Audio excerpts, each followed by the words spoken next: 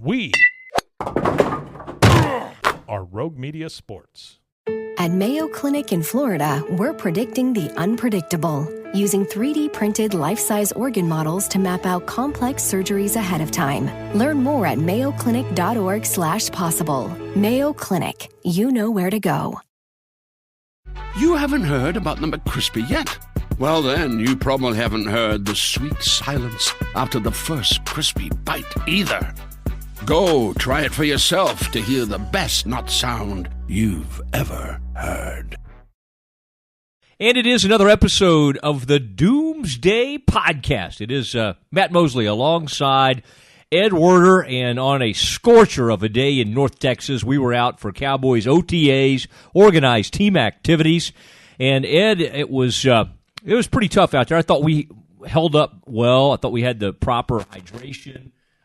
We both brought some pretty good sunscreen. Neutrogena. Neutrogena did a nice job. 70 for now. You're very fair-skinned. I'm not quite as fair-skinned as you, but I was pleased with the interviews that we came away with. Some people were giving me a hard time. Oh, you're going to get some one-on-ones, exclusives out here, and I said, yeah, that's what we plan on doing. You think we'd be out here to be with you yucks? And I thought it worked out pretty well. Ed, how'd you feel like our first day? And I want to tell people we're about to get to some pretty big-time interviews, but overall, OTAs. OTA Day 5, as Jason Garrett called it. And I thought the important thing at this time of the year was really survival, and especially so at my age. So I felt like finding a place at the Star on a 95-degree day where there was a little pleasant breeze, finding a place where there was shade and equipment I could lean on periodically. I felt like that was a big victory for me as I watched the drills. How times change, and if Jimmy Johnson had seen you at leaning on anything or drinking something during practice or just kind of over there lollygagging with David Moore, I mean, he would have called. David Moore sat in the cart. And barely looked at practice, I might add. And he just instantaneously, as soon as practice began, walked over, sat in the cart. It wasn't like he gave it, a good college try and tried to make it through and show some determination and some stamina, resiliency. No fortitude whatsoever. I think More just sat down. At this point, he's just like, I've got staffers, I've got people who work under me. They will take care of that. If I only have one person in this podcast who works under me, so I didn't have the same liberty. I don't even know what that means. I do want to note, I did not wear the infamous Varney tank top that I've been photographed in long ago in the 90s in the presence of Jimmy Johnson, and cited a particularly hot weather as justification for that, when, in fact, I have to admit there is no justification for that. It was very unprofessional, and I can't believe I did it. But was that a sleeveless like muscle shirt, or was that one of those like I know, but it was like mesh, wasn't it? No, it wasn't. Was it kind of a cotton. See-through type thing? It was cotton. I mean, pretty much everything's see-through once you start sweating this time of year. It is true, and happy to be out there at OTAs in Frisco today, and happy to have landed a couple of nice interviews, and we'll be sharing our thoughts on OTAs. But before we do that, we want to visit with the newest member of the Dallas Cowboys. His name, Sanjay Lal. Frito, please play the music.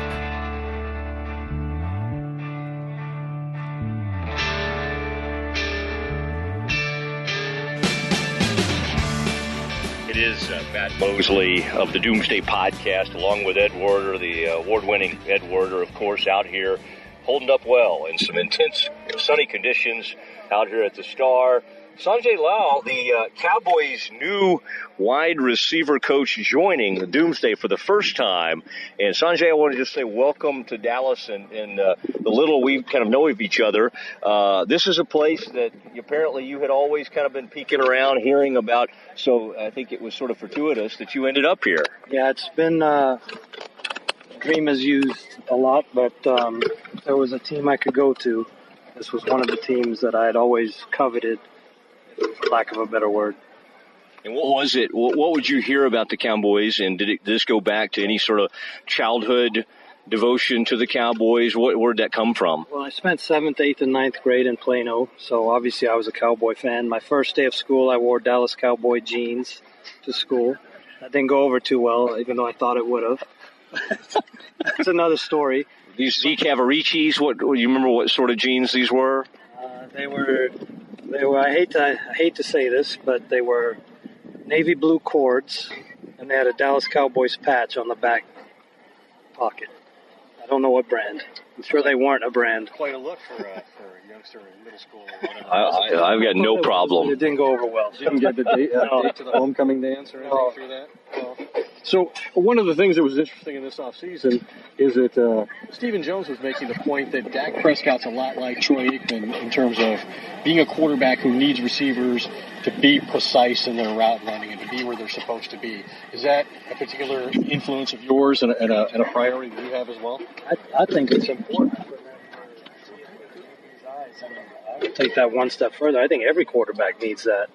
So if he needs to play unconscious. And the only way to do that is to trust that I'm throwing to a spot on time, and the guy that's running the route will be there. And that's what we're charged with. Which of these guys so far has impressed you the most? There's been quite a turnover at the receiver position this offseason. Yeah, I don't know that one stands out. Every day you see, here's another guy competing. I could go down the list, but every day someone's flashed. So it's a good collective group that way. What is, Sanjay, the Michael Gallup's a guy who a lot of people are going to be interested in, third-round pick. I think going into the draft, you felt like a lot of the guys in the draft were sort of at similar levels.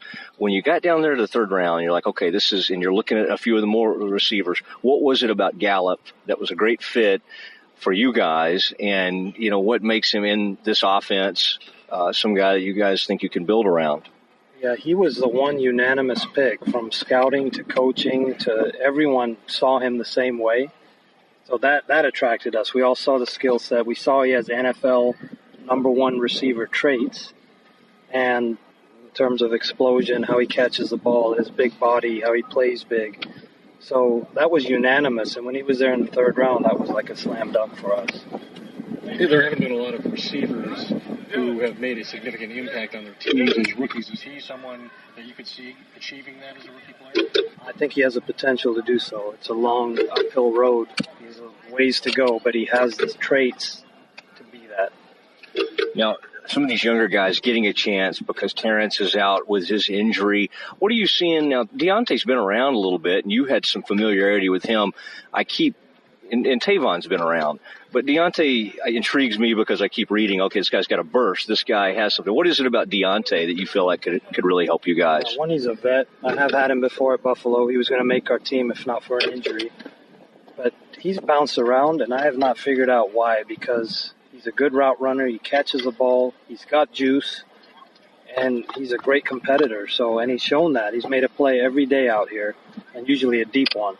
So really, really excited about what he brings. How would you characterize the skill set that Alan Hearns has? He's a route runner. He's got play strength. He'll make the tough catch. Very smart.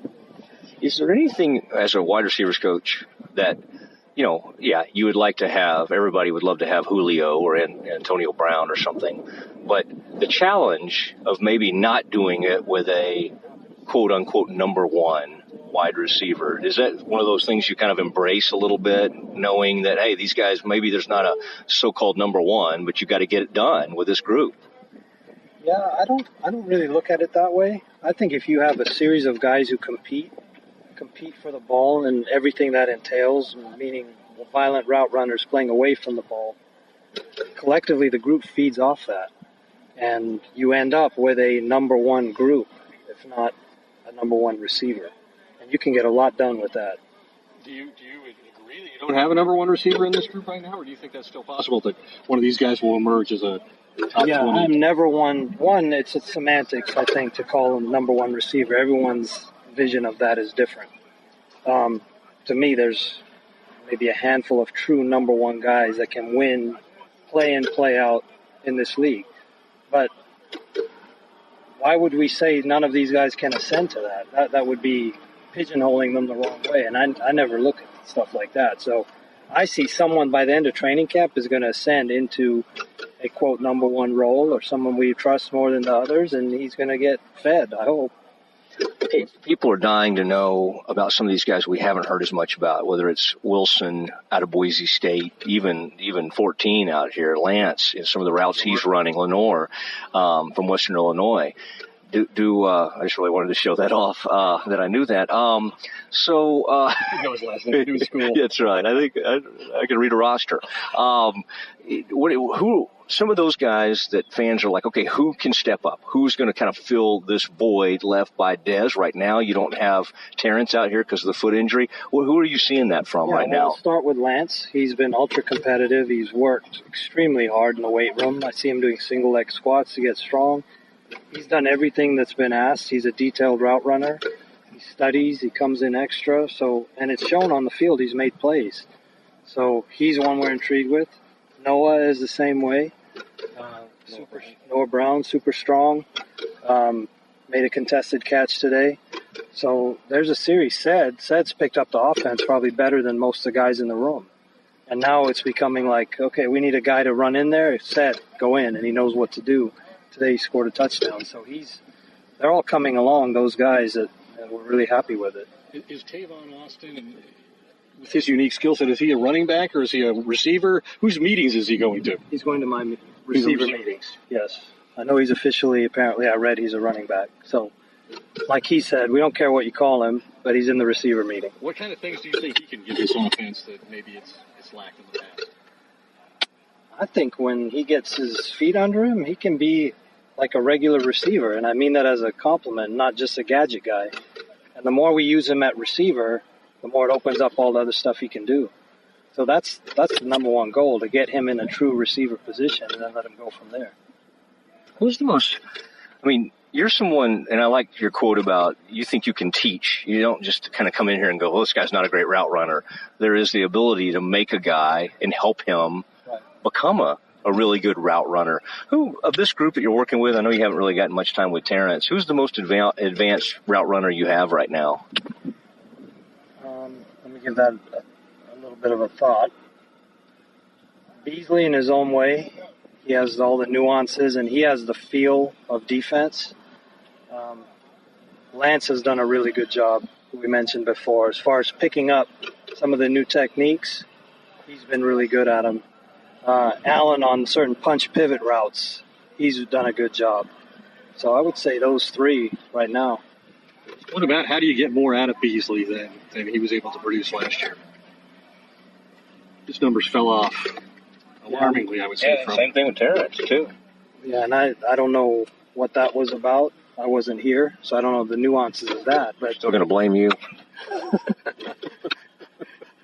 For last year? That's right. From afar, you should have cleaned this up. Obviously, the big decision this offseason as it pertained to the receiver position was the decision to release Dez. What was your evaluation of him and your role in making that determination? It was no different than with any of the other receivers on the roster. It was simply evaluate him, write the report, as every team does at the end of the year, your end-of-year reports, and present them in a meeting. And we go through every player's pluses and minuses, and there's no player that doesn't have minuses. Unfortunately, what I've seen is the media blew up some of the minuses, but you would see all these 8 great things that Dez does and a couple minuses, which is like every other receiver. Some of them have 8 minus things and 2 good things, and people choose to prey on what they want to. You can skew the report any way you want, but he's no different than a lot of other guys. He made some great plays. There's a play against Arizona where he carries the whole defense into the end zone, and we're like, here's an ultra-competitive guy that's hungry, and you love those kind of things. And then there's other things on tape, like with other receivers, that you're like, here's how he can get better. And from my perspective, I'm doing it as a teach tape. How do I get this player better? So you're going to nitpick the player and show him, like, look, if you'd have done this, look what could have happened. So that was the lens that I saw it through. Not like, oh, he's terrible at this and he's good at this. No, it's like, how do we get him better? So I could say the same thing for Beasley, for all of them. There are flaws in everyone's game. You just got to sit down and work on it. We had heard you had said it's me or Dez. You didn't hear that from me. Okay. Anything else said? I think that's a wrap. I think that's Yeah. Sanjay, thank you. Sanjay Law, Cowboys' new wide receivers coach out here in the heat. And that was Sanjay Lal, the Cowboys' new wide receivers coach. And Ed, I thought we had some good moments with Sanjay, and he relaxed there. And the reason I've kind of gotten to know Sanjay a little bit David Lee, one of my old buddies who used to be the Cowboys quarterbacks coach back when Parcells was here. In fact, he and Parcells crossed paths many, many years ago. But he had told me he had coached with Sanjay Lal in Buffalo, and we're hearing a lot of good things about this new wide receivers coach. And, Ed, I really enjoyed our conversation with him. Yeah, he's an intelligent guy, and it's interesting to me that, these changes that were made, they need to have a big impact on the way this team performs this year, or Jason Garrett and Rod Marinelli and Scott Linehan, the hierarchy of the coaching staff, is probably not going to be back in 2019 without a very successful season. And one of the interesting things that Jason Garrett said, and he doesn't say very many interesting things, so I tend to remember the interesting things he does say. He said this at the owners' meetings. I'm going to quote him here. "We just need to be better in our passing game. One of the best things we've done is throw the football, and we've been a very good running team the last few years. And last year, we didn't throw the football as well as we needed to and as consistently as we needed to, and everybody has a piece of that. We have to all look at ourselves and get better. Again, we have a history of being a very good passing team. We want to get back to that." Well, when you want to get back to that, it's not typical that a team trying to improve the passing game gets rid of Des Bryant in the offseason and then sees Jason Witten, the tight end, retire. And so they've had remarkable amount of turnover among the receiver group. And I think you have to question, I think most people in the league would question whether this group as a whole, and we just heard Sanjay go through each guy and kind of give his assessment of each player.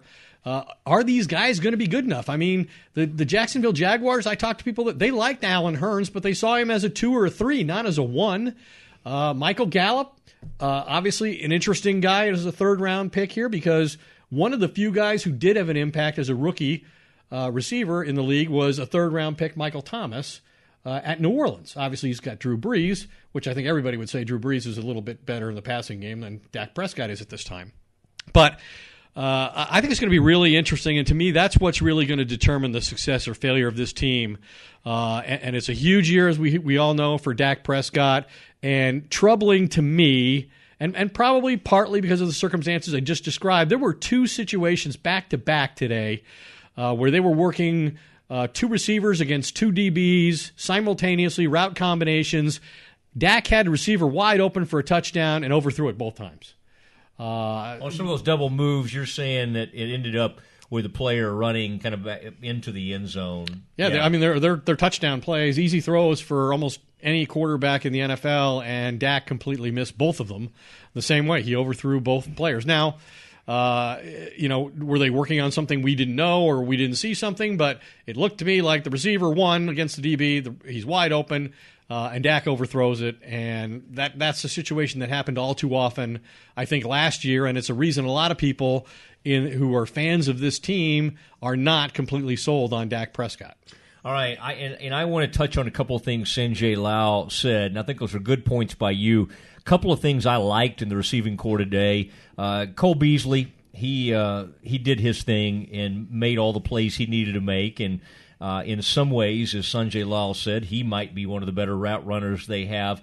I was fascinated with something that the wide receivers coach told us, that Cedric Wilson Jr., the 6th-round pick, and I don't know if this is just great for Cedric or bad for others, some of the other young players like Michael Gallup, who you mentioned, but he basically suggested that out of all those young wide receivers, I think he's talking mostly of the rookies and probably second-year type players, that Wilson had picked up the offense very quickly. He also mentioned Lance Lenore's name. This is a guy that from Western Illinois, which I proudly mentioned. This is not a player that I think you're going to expect really big things from this year, but he right now is lining up with the starters, and I did see him make a couple of, as far as efficient route running, I was very impressed. Now, the other name I'm going to mention, this was number 15, I believe, today out there, Ed, if I'm thinking of my wide receivers correctly, Deontay Thompson. This is the player that Sanjay had in Buffalo. He said he would have made the team in Buffalo for sure, but he got hurt. He would have, and he just does not know why he's kind of bounced around like he has. This is a player. Now, I didn't get. Now, maybe you saw more of Tavon Austin than I did today. Deontay Thompson seems to have a little burst, and he seems to be a guy the Cowboys like. I could really see this guy being a very much part of the top 3 or 4 wide receivers for the Cowboys and having a significant role in this passing attack, especially if Terrence Williams continues to be a knucklehead or continues to have issues getting back from that foot injury. Or if he was injured going over the handlebars of his electric bicycle on that ill-fated evening that we've now seen. Be careful on courtesy those of the bikes. Frisco PD. Yeah. I think that if Deontay Thompson is more than your 3, then you don't have a very good receiver group and you're not having a lot of success throwing the football. I thought it was interesting that Sanjay Lal said that Michael Gallup's a guy he thinks has a chance to come right in and have an impact because, as I said, that doesn't happen very often. And Alan Hearns, to me, while he's a 2 or a 3 on most teams, I could certainly see him duplicating what Dez Bryant did last year. I don't think he has the potential to be as good as Dez was when Dez was at his best, but I think a lot of guys could be as good as Dez was or as productive as Dez was looking at last year's numbers. But I think the wild card in all of this is Tavon Austin. And it is interesting to me that even though the Cowboys list him, as you heard in the conversation, as a running back, he's really going to the receiver meetings, and they clearly want Sanjay coaching him because he's in with that group of players. And he's a guy who I think if they can figure out creative ways to get him the ball, can be the kind of guy to make a lot of explosive plays that they haven't had around here. And one of the big points of emphasis for the offense this offseason, maybe the biggest, was we want explosion, we want speed on offense. And so that's been a point of real emphasis in this offseason with this team. And we'll just have to see if this group of receivers can ascend and be productive enough with the quarterback. Yeah, and as far as some of that explosiveness, we saw a little bit on display. I thought Tavon Austin, Ed, that was an interesting comment that Sanjay Lal said to us, that he does not see him as a, quote, gadget guy, just a gadget guy. And, I mean, that's really what he had become with the Rams. I know McVay is now labeled an offensive genius for good reason, and they couldn't really get anything out of him. There's been talk that he was maybe injured last season. Let's see if the Cowboys can put him in. Now, one of the things you don't want to do, unless you're New England and you got Tom Brady and you can make anything work, I don't think you win with just a bunch of mighty mites at receiver. I don't think you line up Cole Beasley and Tavon and just say, okay, let's go, guys, go get open. I mean, yeah, the Patriots have been able to do it with some smaller wide receivers, but they also have one of the greatest quarterbacks of all time. Not to mention one of the greatest tight ends of all time. Yeah, that helps as well. Now, I'm glad you brought that up, Ed. I don't know if you meant to do this, but of course, we did have some one-on-one time with a player that everybody, including my neighbor, Ted Steinke. You really get about to make this transition from Rob Gronkowski to... Well, I was going to make it a lot better before you interrupted me, but I really do think, Ed, some of the bravado that you heard from Rico Gathers, now, we heard some of the same stuff from Martellus Bennett over the years. Sometimes this stuff comes back to burn you. This is a very confident player, and Ed, I think you would agree with me. This is a player Cowboys fans have a great interest in with Jason Witten now retired. It's Blake Jarwin, Dalton Schultz, the guy the player they drafted from Stanford in the 4th round, and they have basically Jeff Swaim. So Swaim, Schwartz. I mean, Swaim's the proven player, I guess, in the group. Blake Jarwin made a nice play in 9 NFL receptions. Today. Did you see that among the tight ends? 9 NFL receptions Correct. Among the 4 tight ends, and Swaim has them all. This is a nondescript bunch that they've put together, but the most interesting man in the tight ends group is Rico Gathers, former college basketball star. Well, we certainly were able to pull that off. Here is Ed Werder and myself with Rico Gathers, Cowboys tight end. It is the Doomsday Podcast. Ed Werder, Matt Mosley on the scene out here in Frisco. And Rico Gathers, a man was once a star in the Big 12 basketball, now has become a big name with the Cowboys, and his name's being talked about across the country with Jason Witten's departure, retirement. Rico Gathers will now be in the mix. And Rico, I know you had great feelings for Jason, but do you feel like this is a unbelievable opportunity that's now come about? It's an extraordinary opportunity, to be honest. Anytime you're able to be a starter with the Dallas Cowboys, that's a marvelous opportunity. Jason Garrett said something interesting today. He says, you've made a lot of progress, but you're to the point where having 5 practices a day would not benefit you, that you need to play. Mm-hmm. Do you share that opinion, and how do you go about getting playing time? I've been saying it. I've been saying it, really since last year. There comes a time where, it's time to let the bird flop, and I feel like it's time for me to lead the nest. Practice benefits me from a technical standpoint, but, it's time for me to get some in-game experience. And I feel like, this is the perfect opportunity for me to do that. My skill set is undeniable, and the things that I could do on the field is, undeniable, but, it's all about me taking the technical part and applying it in the game setting. How frustrating was it for you? You were on the verge. You made some unbelievable plays in the preseason. The concussion hits. It's scary anytime you have a concussion, but then when it kind of lingered, what kind of, did any doubts creep up in you? I mean, that's got to be a tough situation when you're fighting it for that long.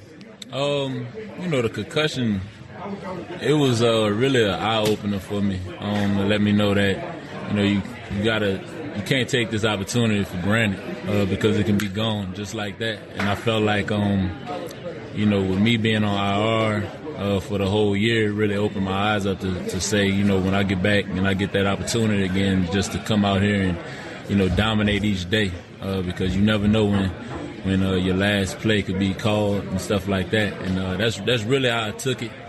And, I was really frustrated, just from the standpoint of, like I said, I was ready to come back, and be a contributor to this team last year, because I know how great this team was, and I knew how important it was for, Jason Witten to go out on top, with a ring. And, me watching the games that we was losing, and, just seeing, where it was opportunities where we really needed a scoring punch in the red zone. We was getting red zone opportunities, but, we wasn't able to capitalize in that 3-game stretch, to be specific. That's when it really was frustrating, because it was around the time that I knew I could have came back. It sounds like even though you missed the whole season technically with a concussion, you were at some point cleared, and it became a decision for the coaches as to whether they wanted to put you on the roster. Yeah, I was cleared, I want to say after like week 7 or week 8, or probably even week 9.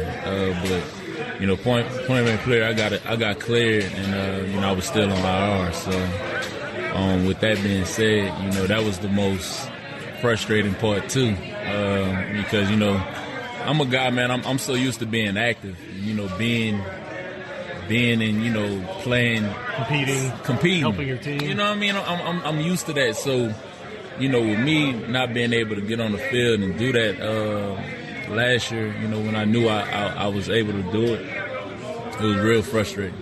Were you vocal about that? No, because it wasn't my choice. It wasn't my place to be vocal about it. So I just stayed to myself, kept my comments to myself, and just played my part. How much more advanced do you feel now? You obviously proved that you can make plays downfield and high point balls and that kind of thing. The running game, you got Rod Smith over here reaching over you as we speak. The running game seems to be, where you have the most room to grow, and they keep bringing that up. Where are you in that process? Well, I feel like I'm right where I need to be. The running game, it's not really my strong suit. I'm not even going to lie. I'm not going to sugarcoat it. I'm pretty sure, Jimmy Graham, the running game wasn't his strong suit too, but he's a 5-time Pro Bowl, so... he had like 10 touchdowns last year. Exactly, 492 yards made the Pro Bowl. So I think for the most part, it's one of the things you just got to work at each and every day. And I just feel like for a guy like me, I don't feel like that should hold me back from contributing. You being a former, and they're about to kick us out, but you being a former All Big 12 basketball player, thoughts on Cavs versus Warriors? Who do you like, and how many games? I like the Cavs, but I feel like the Warriors got the upper hand. They're the defending champions. Both teams are really good. one has more NBA All-Stars than the other, and I feel like that team has the most chemistry right now, and I feel like they have the upper hand. So, Rico Gathers, thank you so much. By the way, if you were in the NBA right now, would you have been able to extend your range to three-point line? I don't think that would have been my goal. I think it would have just, The game is played at the perimeter now. Yeah, but with a team like Houston who shoots 27 and missed 27 three-pointers, that could have been 27 offensive rebounds for me. See you, thank you. And there he was. The great Rico Gathers from Baylor. So many Baylor players Future out great. there. Yeah, the future great Rico Gathers. Love that he brought up Jimmy Graham, of all people. I knew that's what he was thinking when he was talking about, hey, I know some other guys who catch a lot of touchdown passes and don't do any blocking. You know, it seems to me that, and clearly he was frustrated, although he didn't voice that displeasure of the coaching staff because he's a young, unproven guy. But here's what gets me with Rico Gathers, okay? We saw what he could do in the preseason. It's not the same as the regular season, but it looked like it deserved a chance to happen. And as desperate as they were in the passing game last year, how do you not put this guy on the field and give him a chance? Like, what did you have to lose? They created this perception that this concussion was a year-long thing when, in fact, it obviously wasn't. He has spoken to contradict that perception. But today, somebody... By the way, just to interrupt you for 1 second, they were going to, I think, let him in there. If he hadn't had that concussion at the beginning of last year, I think he would have been involved and would have made the 53-man roster. But I get your point. It's if you have a guy who might be able to help you, it seems kind of crazy not to bring him back in, and they chose not to. And it seems to be because they want the next Jason Witten. They want a guy who can be as good blocking in the run game as he is a receiver in the passing game, and there aren't very many of those guys. And if you're going to short yourself somewhere, I think the blocking part of it, you can let somebody else try and do it situationally. If you have a unique, big red zone guy, athletic like him, who he's not Jimmy Graham, but he has some of the same characteristics and some of the same background, that's what attracted them to him. And then, Jason Garrett says today when he's talking about him, well, he's a guy who, has developed more, he has more pass game skills than run game skills, which means he's a better receiver than he's a blocker. But he's a guy who needs to play. It doesn't, 5 practices a day wouldn't be enough for him. He needs to play. Well, then play him. That's up to you. Play the guy.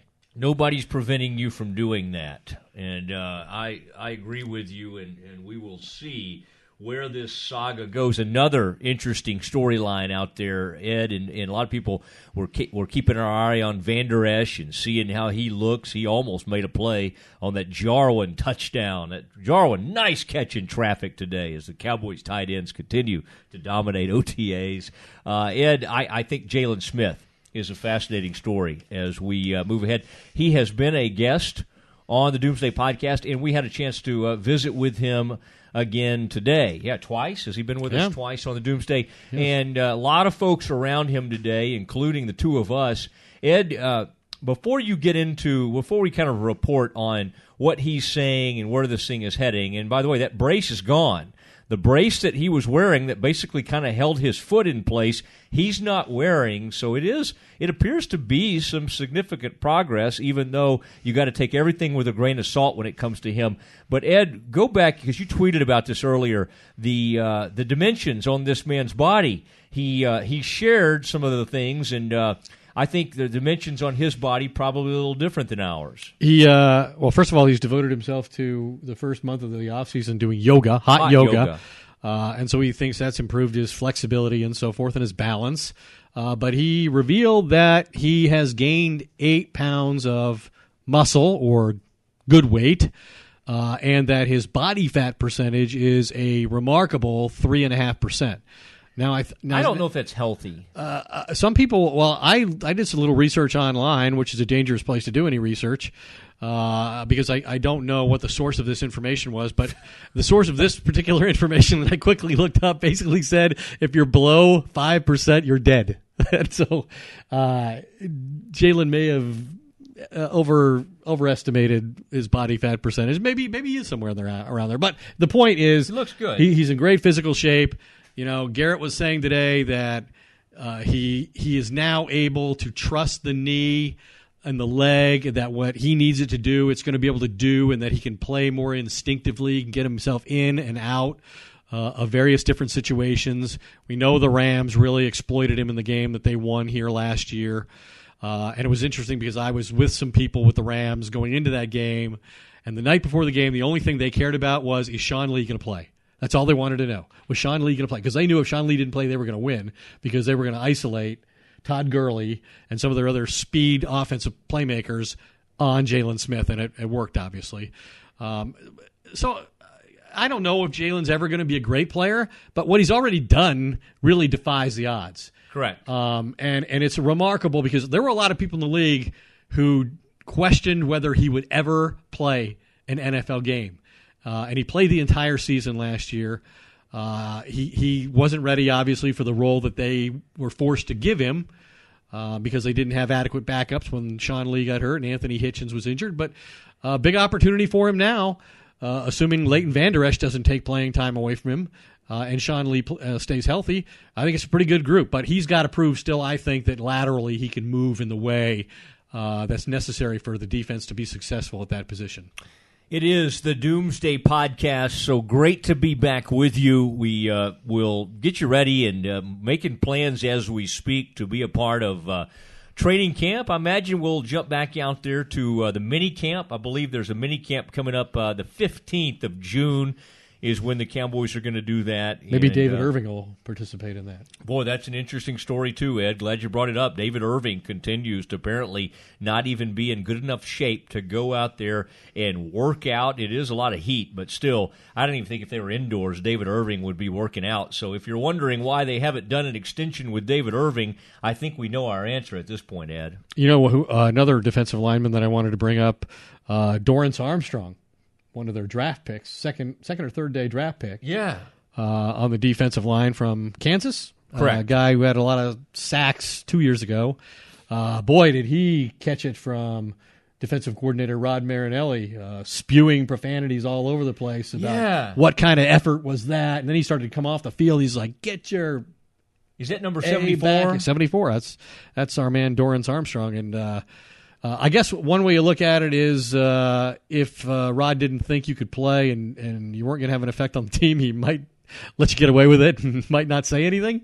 The fact that he calls you out on it maybe indicates that he actually thinks something of you as a player. But it was interesting to see that they didn't let that go. It was almost like an episode of All or Nothing. I thought for a minute it was Garrett. And I was like, oh, my God, is that Garrett?